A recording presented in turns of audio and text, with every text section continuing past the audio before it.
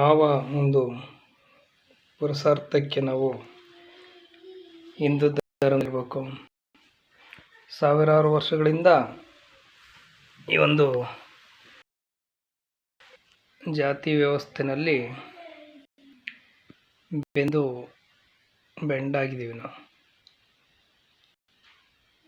ಈ ಒಂದು ಹಿಂದೂ ಧರ್ಮದಲ್ಲಿ ನಮ್ಮನ್ನು ತುಂಬ ಕೀಳ್ಮಟ್ಟದಲ್ಲಿ ನೋಡ್ತಾ ಇದ್ದಾರೆ. ಇದನ್ನೆಲ್ಲ ಕೊಂಡೆ ಬಾಬಾ ಸಾಹೇಬ್ ಅಂಬೇಡ್ಕರ್ ಅವರು ಬೌದ್ಧ ಧರ್ಮದಕ್ಕೆ ಹೋದರು.